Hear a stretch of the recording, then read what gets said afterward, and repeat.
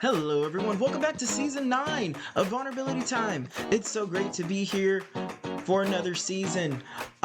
Folks, remember to share the podcast, subscribe, follow the podcast. You never know whose life you're going to heal or change by just simply sharing the podcast. We're all in this together. We're all worthy and deserving of healing and deserving of love. So love someone today, including yourself, even if it's hard, even if you don't feel like it. Also, if you want some more healing, go and check out my books on Amazon. One's an interactive journal notebook, and you can interact with it. It's very self-awareness and to learn yourself and others if you want to learn more about yourself. The other one's a really neat poetry book that I wrote some years back. So all that can be found in the episode description below. And with that being said, this is another episode of Vulnerability Time. I am your host and published author, Josias Abriel. Alrighty, everyone, we love a pre-recorded intro. With us today, we have Benny from Muted Circus. Welcome, folks. I'm sure you can tell by the title what we will be talking about today. But before we get into that, hello, Benny. Welcome to the show. Thanks for having me. Great to have you, Benny.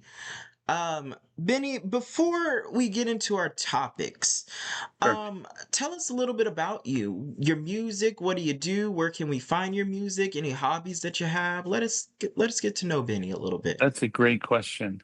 Hobbies, huh? Yeah, Wow. Do you have many hobbies? I do. Yes. Like what kinds I of had to stuff? think about it. I was just like, because I just now started getting back hobbies again. Um, I would Y- say Yeah. poetry, writing, Mm. um, pranking. Oh, geez. Pranking. Yes, I love pranking. Let's see. Trying new foods and skydiving. Those are my hobbies. Honestly, I forgot what the definition of a hobby is. I'm just assuming That's it's why something you that you threw me off when you asked me what my hobbies were. I was like, oh, darn. do. Hobbies. How does that all fit into everything? I consider music a hobby Hmm. because music is so vast and there's so much stuff in it that you have to be okay with like the tinkering and the not being very good all the time. Yeah. And I think that part of hobbies that make them fun is that you're perpetually not very good at them. Hmm. And if someone's super good at something, it's a little bit like, is it even fun anymore? Right, right, right. Some people it could be fun, but Yeah. yeah. So I live in New York City. I live in Brooklyn, New York. I lived here for a while. Um, let's see my background. Wow, I grew up in Southern California, and I went to school in Boston. Went to the Okay. Berklee College of Music in Boston, Nice. which I've was heard of cool. that. I've And heard of then that. I Yeah. I lived in New York for a year, and then I moved to Tokyo, where I lived for most of my 20s. And Nice. then now I lived in San Francisco for a year, and then now I'm in New York City. So it's been a while Nice. moving You went to around. Tokyo. Oh, that's really cool. And you went to Berkeley. That's really cool. Thank you. Yes, It's that's so long ago amazing. now. It I can be like, yeah, that is cool that I did that. Yeah, right? So, music-wise, so you're in a band, right? But yeah, it's a solo project basically, but Okay. I collaborate with other people too. Okay. Yeah, Tell us a little bit about your like the genre of your music and like one of sure, your favorite songs and like where we can find your music. sure. Check it out. The project is called Muted Circus, MUTEDCIRCUS, like a circus that has a mute on it. And if you Google it or go to mutedcircus.com or anything, I think there's only one of me. I Yeah. think there's only one muted circus. Probably lots of other circuses, but only one that's been muted. Yeah. Um, but Gotcha, gotcha. and music is, I'd say it's kind of folky. Um, I try to make the songs as simple as I can. and they're not very beat heavy.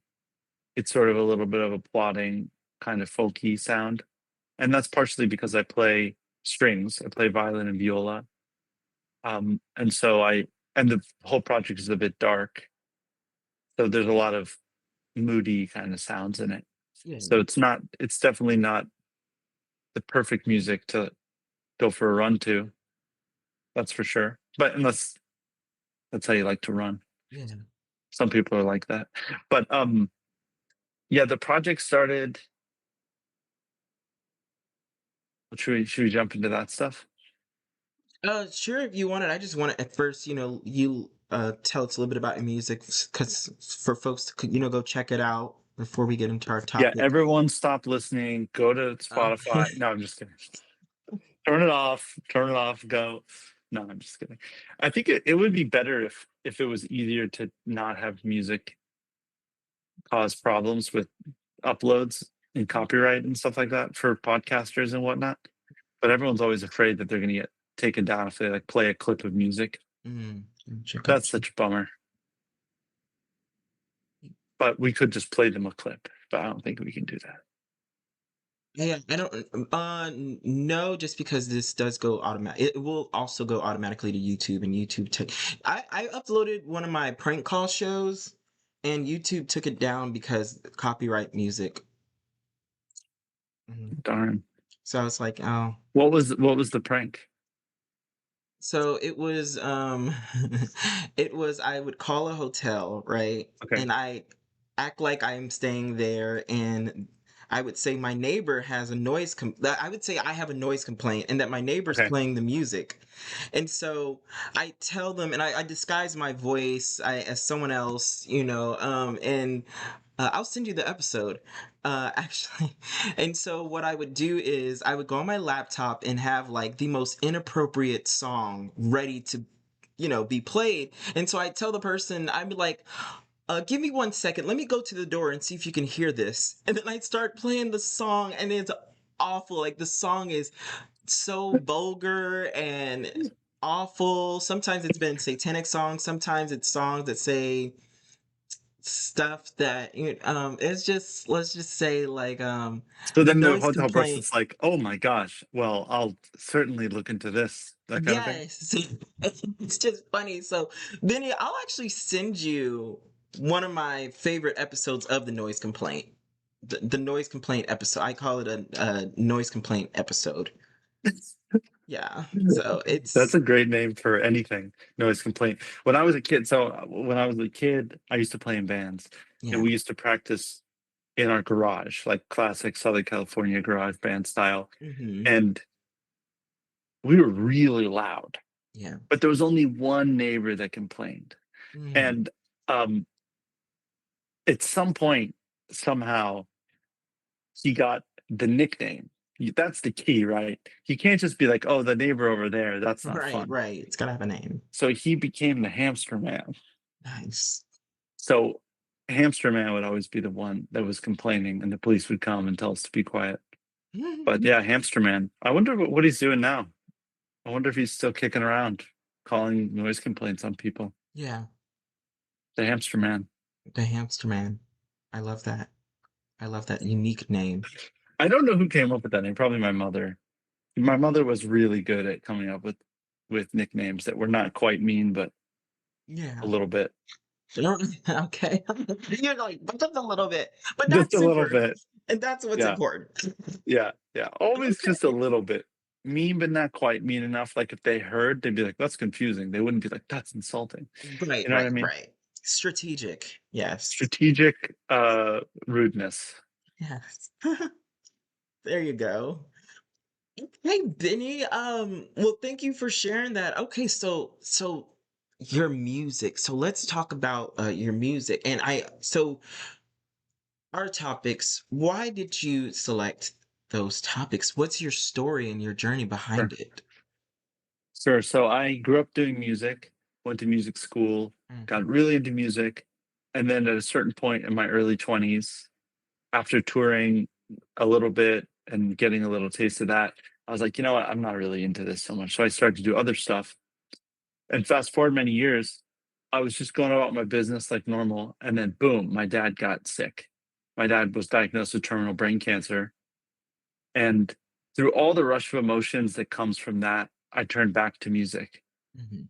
and I really needed time to be sad. That's one thing that when people ask me who are going through a tough situation or a death in the family or things like that, I always tell them the most important thing is giving yourself time to be sad. Yeah. There's a big push in trying to optimize things, but there's something about grief and sadness that just takes time. And if you don't Mhm. face it head on, it Right. seems to just take longer. Mhm. Mhm. It's sort of like if you had a giant meal in front of you, Yeah. and if you didn't want to totally but bust your stomach, you should probably eat it slowly. Yeah. So it's like grief is going to be this giant thing you have to Yeah. like Mhm. do a lot on Right. to get through. So I started to spend a lot of deliberate time alone with my guitar and other instruments and writing and thinking and writing and thinking and writing and thinking. And then I decided, okay, I have a bunch of songs now. I'm going to start to record them. And so I started to record them myself and produce them myself and sort of get them to a place where I want to release them. And then I started to release them. And most of the songs are either very directly or indirectly about the process of grieving, mourning, parents dying, things like that, which is like they're not vulgar. They're not. I'm not like a death metal singer where it's like corpses everywhere. But there really is a deliberate effort that I made to be sad when I was making it because Right. that was part of my mourning process. Right. So it's a Right. little bit sappy in some places, a little bit Mhm. sticky with emotion in some places, Mhm. but all certainly directly from my Right. emotional state at the time. Right. Right. And I kept writing and producing and releasing. And to date, I've released 45 of those. Probably by the time some of you listen to this, it'll be 50 songs because I have five more Mhm. that I released. It ended up being 10 EPs, half the songs instrumental, half the songs vocal, some Nice. good, some not so good, some interesting, some not so interesting, Mhm. but all from my heart in some very direct way. Yes. That's beautiful. Yes, exactly. It's our heart and turning it into art. Exactly. Yeah. And art is unique. It is and to me subjective. Because one person might be in love with this, and then the next person might be like, ah, not for me. So Yeah. it's just like it is what it is. Beautiful, just unique And art. it's totally context dependent, Yeah. meaning you might be in the perfect place to find something, Hmm. or you might be in the absolute wrong place to find it, or something might circle back Yeah. years later and you say, "Oh, I hated this the first time I heard it, but I love this now." So I think that there's something about genuine feeling and emotion that can shine through. Yeah. Yeah. So that's the sort of outline of the thing. And each of the EPs, that I call them EPs, so there's mini albums, they're 5 songs each. Each Yes. one is on a different theme, and I sort of brought them together in a way that tells, at least in a loose way, like one story. Yeah. Um, whether that story is directly about my dad or myself, or it's more abstract about another subject, they all sort of have that feeling. Right. Right. Yeah. Y- something I like that you said is that giving ourselves time to allow ourselves to be sad, to allow ourselves to grieve. Because, like you said, Yeah. like it takes time, and grief is can be a very unique experience, depending Mm. on who or what they are grieving, Yep. where they're grieving, the personality, the past experiences. Like, so grief is very unique. And, I'm definitely a fan of take as much time as you need to grieve. Give Mm. yourself that time. Like, don't, like, I know, like, and I'm not saying this in a shameful way, but like, Mm. I grew up around a lot of toxic positivity. Mm, And so it was, yeah. right, exactly. And so it was Mm, basically the, the uncomfort that comes with hurting or with grieving, you know, mm, it's uncomfortable. And, yes, you know, exactly. yeah. And I was kind of like, told that strength is not showing that you're grieving, and strength is Yeah, getting over it quickly. And that never sat right with me, and so I was more of a totally agree. person. Right, I was more of a person that's just like, I'm not gonna get over anything. I'm gonna get through or grow through or heal through or feel through, but whatever it is, it's gonna be through, not over. Because to me, when I think of Yeah. over, I think of like, if you sweep something under the rug, there's like a hump in that rug, right? So just get Yeah, might as well. jumping over it. Right, right. Like, There was I heard an expression once. It must be a translation from something else, so maybe a listener will be like, "I know that expression," mhm, but it was something like, "If you find yourself in shit, keep digging." mm, Like, you gotta dig yourself through yeah. rather than climbing out of it or something. I thought that was kind of a funny quote. Mm, But I think that there are certain categories in life that a sort of grin and bear it way of getting through it makes a lot of sense.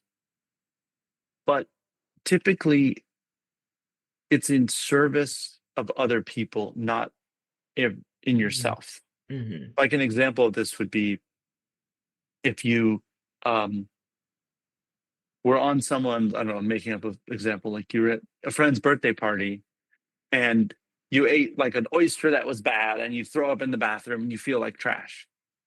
But you still want to celebrate and you still want to support them and it's important that you support them. You might suck up the mm, feeling of being like, I feel like I'm gonna die, just so you don't like ruin the vibe of the party, right. right? Like you might like, I'm gonna hold it in for a couple hours, and then you go home and you're like, oh my god, I'm so sick, I can't believe that's never happened to me, but like, oh my god, I'm so sick, I can't believe I did. But in a certain way, you did have like a almost like Mm, a positive mask that you put on to like mm, help everyone. The problem with grieving is that you can't mask it. right. And any masking you do, you pay Mm, for later. And I right. see this a lot with friends who need to support their mother or their father, whoever is is grieving, or their brothers or sisters, that they try to be like, "Oh, I'm going to be the big brother, and I'm going to show a positive face and show that we're taking care of business after dad died or mom died or whatever." And that's totally fine, but you have to counterbalance that with a lot of alone sad time. Yeah. And if you don't really track that, you see it all over the place. Yeah. People who one mention of their deceased relative and Mhm, they're almost in tears again. It's like, that was a long time ago. Like that wound seems very raw. right. Did you not give yourself time to grieve, or is there more complicated grief that can happen too? Grief can get very complicated. Yeah. But anyway, I think that generalized positivity is probably not a good thing. I also have Mm, my own sort of concerns with people who use tools like mindfulness or meditation to mm, avoid the feeling too. I think they call mm, that emotional bypassing. There's some cool writing about that. mm, I didn't invent any of this stuff, but there's mm, like some interesting discussions around that these days. Also, it's like you just got to feel it. So for me, when I sit alone, I don't like silence very much. I'm not a big meditator right, or right. that kind of thing. Give me a guitar, give me a keyboard, I'll if I'm alone and I'm quiet, I like to write. I like to sing. I like to doodle with the guitar and Yeah. come up with things. And then you like to develop those ideas, and then you like to attach those ideas to other ideas. And then you say, oh, if I recorded it, how would it sound? And you start to tinker with the recording process. And then at the end of it, you end up with a recording of something. And then you say, what if I got it mixed like properly and got it mastered? Okay, great, I did that. What would it feel like to release it? Okay, I released it. I'm not really good at promotion, so I'm not thinking too much about like how can I get millions of people to make me famous. Like that doesn't really. I'm not really good at that line of thinking. So even if I thought about it, I probably wouldn't go anywhere. Mm, But there is something nice about you cycle the whole thing and you decide when it's finished and release it. yeah. But you don't. But grieving, you don't have to take it that far. It can end in your notebook. That's fine too. I just decided to keep pushing it, you know? Yeah. Benny, two things. One, I want to thank you for what you said really stood out to me. I'm currently grieving. Mm. It's not necessarily physical death, but it's Mm. grieving. I'm grieving a friendship breakup Yeah, of, that's real. That's legit. yeah, exactly, of 9.5 years, almost 10 Mm. years. And that just happened literally yesterday. So, folks, if you notice, I don't sound like how I normally sound like. But I 'Cause you're already bummed. rescheduled on Benny once, so I'm not doing it again. But, Because you I know, had this is COVID last time, vulnerability folks. Isn't time. that horrible? Huh? This is vulnerability time. You got now you know, you're So I bringing some loved what you vulnerability to the said. conversation. Yes, but I loved what you said though, because Benny, I think that that's a reminder. And though I've always advocated for give yourself time to grieve, allow yourself to be sad, allow yourself to be Mm. human. Not don't be a robot, be a human. Human Yeah. comes with all of that complexity, it comes with that Yeah, for happiness, that sure. sad. Yeah, and it's like grief for someone may look like 3 months, but for the next person it might look like 3 years, and that's Yeah, okay. But it's like grieve what's necessary for you. So but to I hear, totally agree. yes, exactly, but to hear it being said and me not being the one to say it, but hearing it being said to me means I'm about to cry, which is fine.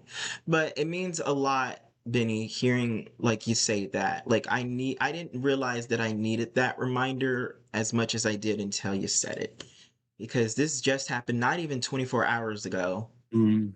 Well, you know? the thing is about I've been thinking a lot about grief. It's in general because grief is very different from other kinds of emotions. It seems Right, to be more complex than right. other emotions. And I don't have like a PhD in psychology or anything. So I think the best part about emotions is that experts know a lot. They have a lot of Mhm. perspective, but it's really something inside you and everyone listening. Right.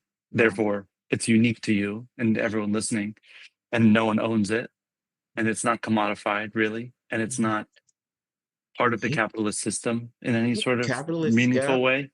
Mhm. It's sort of Yeah. it exists in what you might call like a liminal space. It's like Yeah. between here and there, but nowhere, Yeah. just kind of floating around in your head. But what I was going to say is that it it actually in many ways feels, and I'm sure everyone listening has experienced grief in their own way or they've experienced it dead on. So I'm always curious to hear if people agree with my own little ramblings about it.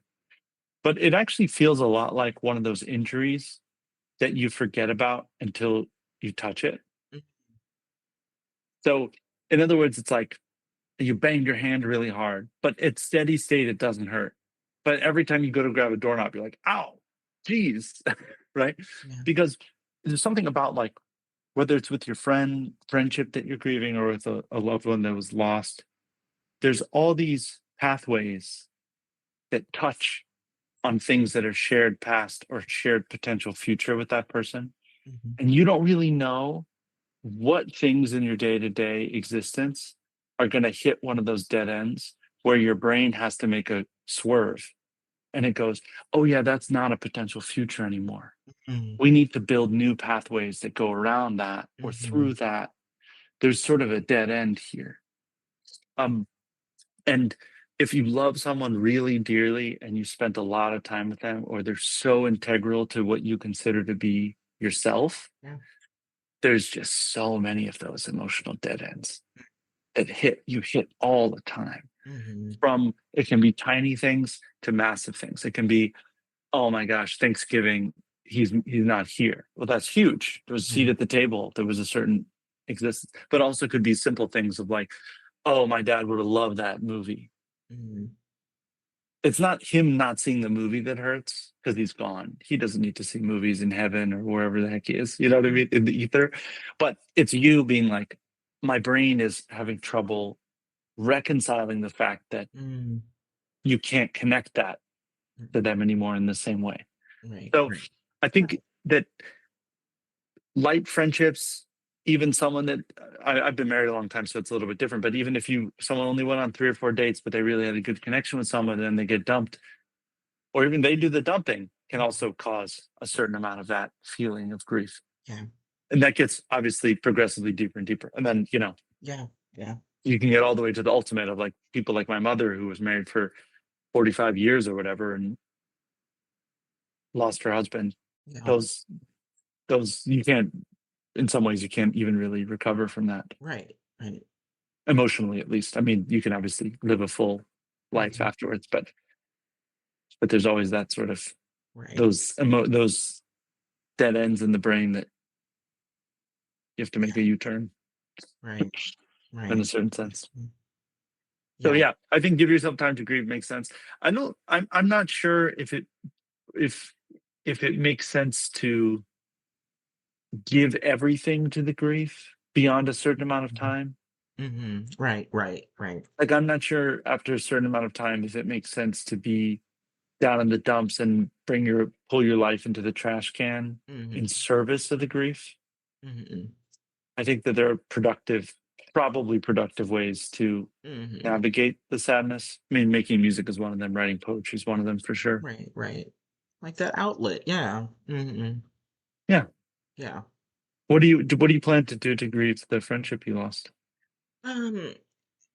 One, it's still a little more complicated than just friendship because I also was in love with him, Mm, and yeah, I fell in love with him. And I told him, and so what I'm gonna do is what I usually do. I just haven't had to do it in a while.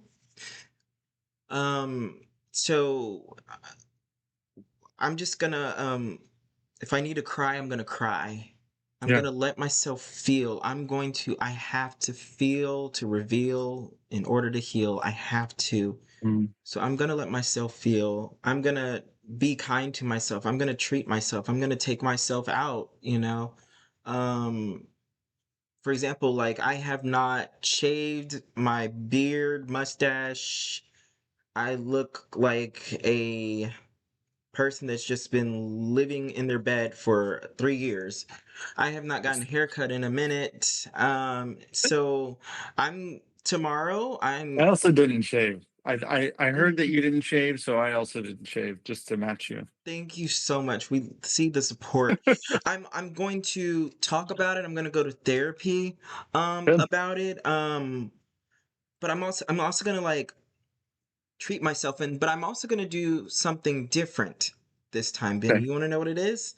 What? Not only am I going to mourn, I'm also going to celebrate. Okay. Interesting. I like that. And that doesn't mean I'll do this every time, but this time I'm going to celebrate. Because I recognize that, this person, they meant a lot to me. They have taught me so much. They taught me a Mm, level of patience and love that I didn't think anyone could give. wow. Any male could give. And That's so, powerful. yes. And so, and I also am gonna recognize my wrongs as well. I got to do that as well, but in its time. But I'm gonna celebrate because I'm just like, you know, this has been such a blessing to me. Him just being in my life, he served his purpose in my Mm, life. We served the purpose in each other's life. And it's now a new transition. yeah. It's now a new transition. So that's for me because I'll give a little bit of context of why I call it transition. For me, I Sure. when I was 15, I died. So I Mm, got to be on the other side. I got to see that death is a very 3D earth word. mm, Um but I understand like what like yeah, we use it. So I use that word just to because it just I don't know to just help everyone digest better what I'm trying to say. But then I sure. follow it up by transition, right? So so to me, how I experienced quote unquote death was that it was a transition Yeah. um into something better.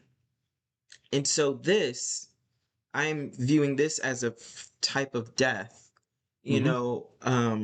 now following up with transition. And but you know what the funny thing is, Benny, What? is that I got a dream about this. I just didn't know who it was about. But I had a dream 2 days ago, 3 days ago now about this. It was 3 days ago. Now, mind you, having died, went on the other side and came back. That's what I call. Some people say heaven. I call it eternity or the other side. Sure. Hell's not real, by the way. Hell's not real. That's not real. But anyways, that's besides the point. The point is, but when I came back. Some people call it superpowers, where I'm able Right. to get these dreams that Mm. tell me messages. Just like back then. I mean, that's, Premonitions. huh? Premonitions. Yeah, in a way. But I also get these significant dream visions that tell me the future, and then it ends up happening. Like I'm not gonna say what's going to happen because I mean I've already said it, but I don't want to psych someone out. But I'm able to get these dream and visions, right? Mm. And they end up happening. And for years I just denied that until they just kept happening. They just kept happening. But the point that I'm trying to make is like I'm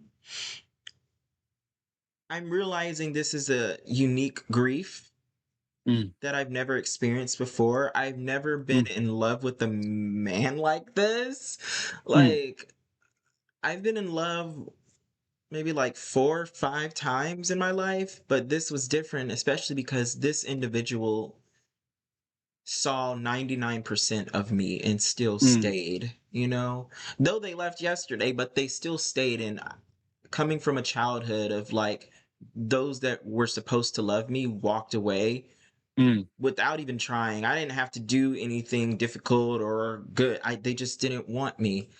Mm. So it meant a lot to me. And so, with this grief, it's the loss of a normal. It's also something to celebrate, as it's like there's a lot to celebrate about the friendship, Yeah. like I didn't realize my heart could love like this.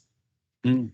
So there's It's some things to celebrate. It wasn't 100% toxic. Like, no, it was more mostly healthy than toxic. Of course, it was sure. toxic things in there, but it was mostly healthy. Like I'm happy to leave a toxic situation easily, but this one it wasn't that. I would say it was like 98% healthy. Mm. I feel like the That's good. 2% toxic just comes from the inevitable that we're both completely different humans. But so that's how, to answer your question, that's how I'm going to grieve. And also, there's a part of me I just don't fully know how I'm gonna grieve this unique type of grief. But I do Yeah. know I'm gonna do what I've done in the past and try something new to celebrate that what we had, what I learned, what I was Mm. able to give, and the possibility of what comes next, you know? Do you feel do you feel any sense of relief?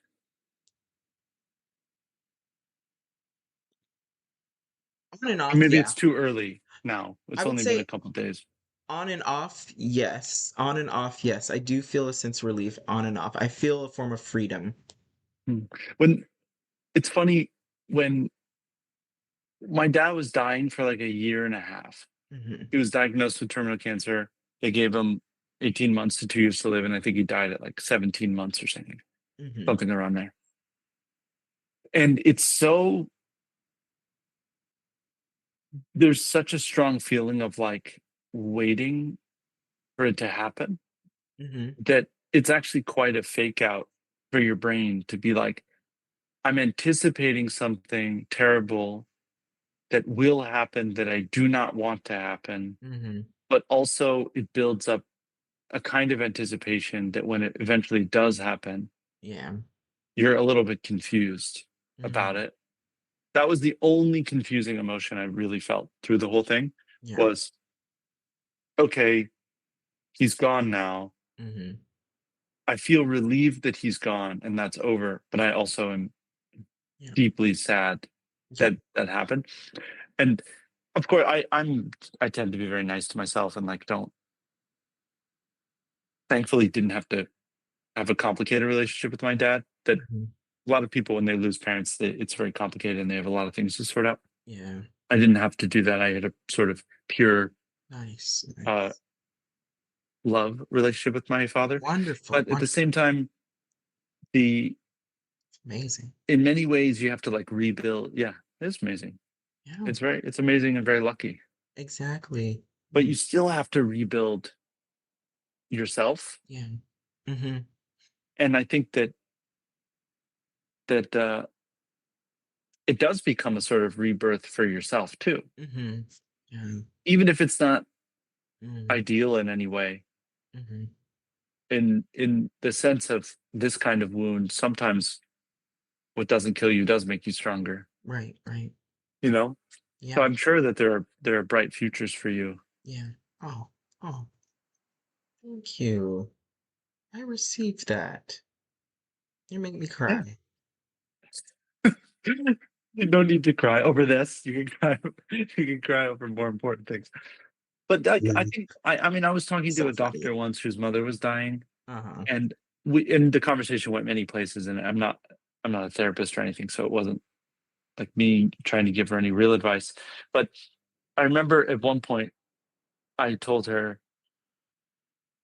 to don't forget how much better of a physician she's gonna be after her mom passes, Mhm. because she'll be able to even more deeply understand Yeah, what the patients are going through in whatever right, area of medicine she's working in. right.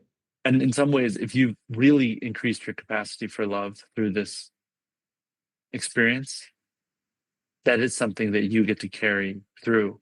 And maybe, just maybe, you'll be in a better position to show Yeah, someone the same kind of open view that was shown to you. yeah. And you may not need exactly the same kind of acceptance. Right, right, right, right, You may not need, I mean, it's obviously nice to have that in a future partner as well, right. but there might be something in there where you can maybe be the stronger person, Mhm, the more mature person mhm. when necessary with your future relationships. Yeah. But it's all too early for that. Right, right, yeah. But still, nice to hear, though. It's nice to know what's coming. I think it's just a fact. Yeah, I think exactly. it's just a fact. But you know, the hard part of our grief is that it's only an experience Yeah, yeah. that you have to experience. That's a good point. And as you said, some people it takes 3 months, some people it takes 3 years. I think that's I think probably it takes a lot longer than most people would like to say. And also, I always believe that the body and the brain is really good at masking symptoms Mhm, because we're trying to survive. So the body figures out all these clever ways to mask the symptoms, but the healing is still happening. And the healing's happening over a much longer time span than you'd imagine. If right. you believe in there being a subconscious brain, which Mhm, most people believe that, but I just thought it was funny to say if you believe it, just in case you were some sort of person who denied the idea of a subconscious. But mm, if you believe in a subconscious brain, it means that a lot of the healing is happening without you having to think about it or you mm. thinking about it. Yeah. So that process literally could be many months or years longer than Mhm, you consciously feeling like, oh, I feel like crap. Why do I feel like crap? Oh, I've been thinking about this thing or that thing. yeah. You I have a question Sure. for you. When when you had to grieve, Mm, the transition of your father, mhm, um, given that y'all's relationship was, very loving and things mhm, like that, which I truly do think is amazing. It makes me happy to hear that that exists. It really does. I don't mean that in mm. like a joking way. I literally, I love that. I love to hear that. It reminds me that it's out there, It is out there and that it for still sure. happens. Yes. Um, so What other things did you do to grieve? Whether that be healthy, unhealthy, doesn't matter. What did that experience look like for you? A Was few it things stick always out. music? Music was obviously very important. Hmm. Um, I think there are a lot of normal things that everyone does if you give an opportunity. A lot of talking about them with other people that love them. Uh, that's really important. I think that it could get a little bit tricky if you're talking about them with people who didn't really know them. Not not that that isn't helpful, but it becomes a little bit like it's a little feels a little overbearing, or not overbearing, like you're kind of burdening someone random, like, "Oh, you didn't know him, but I loved him very much, and let me tell you about him, and now he's Hmm. dead." It's kind of seems like a lot, but Hmm. actually talking to people who knew them, Right. like at different angles and different ways, Yeah. is very interesting and Hmm. helpful. That's one thing. I think another really healthy thing that I did that other people can do is you try to learn about them. You try to fill in blanks. Yeah. What was the deal with that? Hey, remember that? What Yeah. did he was he really did that? Like that kind of thing where you just sort of ask in and like trying to learn, which can help because you want to laugh a little bit about them and you want to make fun of them in their absence and you want that kind of like, oh my gosh, he would have hated this for the like that kind of thing that really Sure. can be helpful. I started to exercise a lot more. And I remember just maybe 3 or 4 months after he passed away, I was at the gym exercising and I was talking to someone, and I don't know, I mentioned something about like, "Oh, I lost my dad recently." And they're like, "Oh, when?" And I was like, "Oh, just like in July." And it was just, a couple months later. And they were like, "Wow, that's so recent." Mm. And at the time I remember thinking like, "Oh yeah, I feel like absolute shit." Mhm. But I don't drink alcohol and I don't do drugs and I don't really like Mhm. the worst thing that I do is like eat too much sweets or something Mhm. typically. And it just didn't make sense to layer on crappy feelings upon crappy feelings. Mhm. Like if you eat too much sweets, you don't feel good. Mm. And I already felt really bad. Yeah. Yeah. So I just sort of always made a decision of being like, being too lazy doesn't feel good. Mhm. I'm going to be sad while doing other things. Right. And Right. that seemed to be okay for me. So I would like go to the gym and lift weights and like do normal stuff and just be sad while I was doing it. Here I Yeah. am sad lifting weights. Mhm. Yeah. Here I I like am that. sad going for a walk. Here I am sad cooking dinner. I Here I like am that. sad. You know what I mean? It's just like it just seemed more of like a living meditation kind of thing. And then Yeah. like I said, I didn't go Mm. into a room, close the door, turn out the lights, and sit in my sadness so much. Right. Right. I played the guitar. I turned those into songs. I Yeah. tried to like uh embody or externalize in a certain way the Yes. sadness. Yes. But at the same time, there are times when you wake up in the middle of the night, 2, 3, 4 a.m., and you're sort of paralyzed with sadness. Mhm. And Yeah. really early on, I was always trying to Mhm. extinguish that sadness. Yeah. Like, go away, sadness. I need to sleep now. You're Right. keeping Right. me awake, kind of thing. Right. But then at a certain point, I was like, oh, actually, I just really need to feel this. Yeah. I need to not avoid it. I don't have a guitar to grab to try to channel into something. Mhm. I'm in bed, like it's the middle of the night. So then I start to say, okay, I need to sleep in the sadness. So I think that that's the kind of existence most people have when they lose someone they love over months and months. And eventually, for me, it took about 2 years Mhm. to really feel like, okay, I've built enough brain pathways apart from it, and there are fewer dead ends that really hurt in my brain. And Mhm. I feel like I'm not mourning anymore. You're still Mhm. grieving, but you're not really mourning. If Right. if you Right. want to like make a distinction between those two things. Right. Right. But I remember it was sort of like 2 years or so. Yeah. Around the 2 year mark, maybe 2.5 years, I was like, oh, I feel pretty normal now. Which is also kind of funny because I listen back to the music and I go, damn, I was so sad. listen Mhm. to how sad I was on these recordings. Because Yeah, I'm not typically a sad person, so yeah, it's a little yeah. bit surprising to hear myself Mhm. so sad on the record. Yeah. Benny, listen, you that's beautiful. I love that you validated your sadness. You're like, you know what? It's not going away. So I'm gonna do what I need to do, but I'll do it sad. Yep. I love that. I've never heard like someone verbalize it.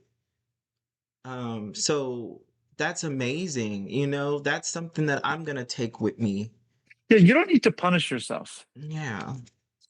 But I mean that in a very direct way. I don't mean that in like a silly way. For Mhm. example, oftentimes you see people, um, it's sort of logical, but it's also dumb. Like there's a lot of things in the world that are kind of like that.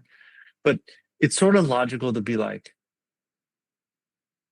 I just lost my dad. I'm really sad. Therefore, I really should not be going to this friend's birthday party. I Mhm. really should not be going on this trip Yeah. for the weekend, or I really shouldn't be um, celebrating someone else's something something. Like you actually want to turn around and be like, oh, I don't deserve Mm. this because I'm Right. supposed to be that, and that's okay. I understand to a certain extent, but at a certain point, you actually have to be like, I don't deserve or not deserve, but it's not going to help me mourn by not going. Really, you know, Mm. Yeah. it's sort of like you sort of have to live. And if you really block off the living, things tend to get worse, Mm. not better. Mm. And there's nothing really wrong with going on a weekend away with a friend Mm. or whatever and being sad, Mhm. you know? And you can just tell people, like, hey, I'm a little bit bummed. I'm going to come to dinner, but I'm just a little bit bummed because I'm getting over this, or I'm still grieving in this way, you know? Right. And like, I thought it was very important for everyone to sort of know Mhm. the one downside to this is that even to this day, the friendships that started when I was in that sad mourning period, Mhm. their view of me, it, because it's that first impression or first 10 impressions, Mhm. is as of sort of slower speed, sad, a Mhm. little bit mournful, like a little bit of a bummer of a Right. guy. Right. Right. God. And some of those, like, even to this day, they're like, oh, well, Benny, he's very like quiet and sensitive. My wife's like, what are you talking about? Mhm. But it's because that's the only period that That that's they the met period you. that they got to know me. Right. So they Exactly. like, so that's the only downside if you're like really in it Yeah. when you make build friendships in that mode, Mhm. and then people like don't quickly forget it, you know. Yeah. Yeah. But other than that, I don't see anything wrong Right. Right. with maybe the first certain number of months, maybe it doesn't make sense to get super involved. Right. But as long as you're setting aside time to be sad fully, I don't see anything wrong with Right. just hanging out in your sadness. I love that verbalized like that. I love that. That was verbalized perfectly, Penny. Wow. That's amazing.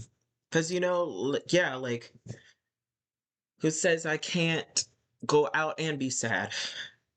Yeah. Like, why does my sadness have to? And I mean, I get it. People. For this day, I might need to stay in my bed. This day, I might need to get out, but I can do it all sad, and that's okay. Cause me, I'm that person that was Mm. like, yeah, I'm gonna sulk in my bed and grieve like that. Mm. And that's the only way I can grieve, just like that. But I was like, actually, Penny's right. I can go to the beach. I can go sad. Hey, I'm making time for myself and for the sadness. Yeah, Yeah. for the And grief. also, like, I know this sounds like a silly thing to say, but if you're at the beach and you put a towel over your head and cry That's okay quietly, too. it's like if that's what you need to do, that's fine. Yeah, yeah. I mean, as long as you're not making a big scene and making it everybody else's problem, it's sort of like fine Yeah, in a way, you know. But I think that like that things like the normal things like a notebook and you writing what you feel, yeah. maybe even a notebook that's gonna you like please let's like burn this notebook. Yeah. where it's like a brand new notebook that you're just gonna write the like saddest, darkest shit. And you say, like, once I'm Mhm. done with the morning process, like I'm not gonna keep this thing around. Right, I'm right. gonna like, you know, burn it or whatever, throw it Right. away. Like it's fine too. Yes. Yes, Yeah. yes. You I gotta love get through that. it. Yes, gotta get through it. I love that. Um, Benny, thank you for sharing. I see we're wrapping up on time here. I want to be respectful of the your time, Benny. So thank you for Thank you, Josiah. This was really fun. And I'm this sorry to hear was about your the friendship recent breakup. The breakup. Thank yeah. you, Benny. I appreciate that. I think you should go deep on this.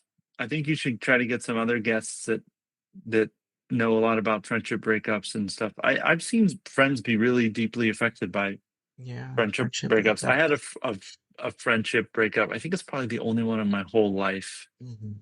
and it really did throw me for a loop. Yeah. It really did, and it wasn't as deep or as long as intense as yours sounded, but Mhm. even still, it was just like, It's wow, this yeah.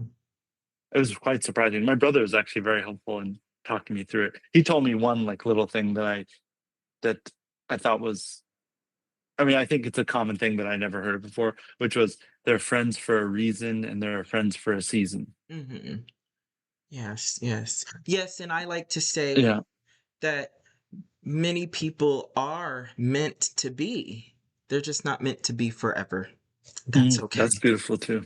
Yes, so I and that's been helping myself with that. And it's funny how like the universe and my higher self helped me to see that before this happened. It's just like it was giving me little signs and little clues, little shifts and things like that. So this Yep. happening isn't too much of a shock, especially because I can pick up on energies very quickly. Mm, One of the superpowers I gained from coming back, and so I knew something was up. I knew something was going mm, to happen. And then I got that dream, and the dream said this. It said it mm, symbolically. I just didn't know who. I mm, didn't know who. And now it all makes sense. I was like, oh, but the thing about it is, Benny, I didn't want to see that it being him. I didn't want to see it anyway. I didn't want to see that being him. I was in love with him and still am, and I'll always love him. But yeah, so but yes, Benny, it's been yeah, guys, check out my music if you like Muted Circus. yes. And there's instrumental stuff Mm-hmm. that's on strings and there's some vocal stuff. If you don't like my voice, that's fine. Oh, Um I heard one of your songs. I like it. Folks, it's in the episode description below. So click below. It's in the episode description below. Benny, yeah, give it a listen. Give me yeah, a like. I'll be sure to so I'm gonna wrap it up, but I have to ask you something right after. Okay, Sure. folks, if no one has told you today that you are enough and that you are deserving and you are worthy, allow me to be the first. Allow yourself And to I'll be be the the second. second. Ah, nice, nice, nice, nice, nice, nice. So Benny will be the second. Allow You're yourself to be the worthy. third, folks. You're worthy for Oh, sure. yes. You are worthy, Benny. Alrighty. Alrighty, bye, Thank you. folks. See you next episode for whatever that will be.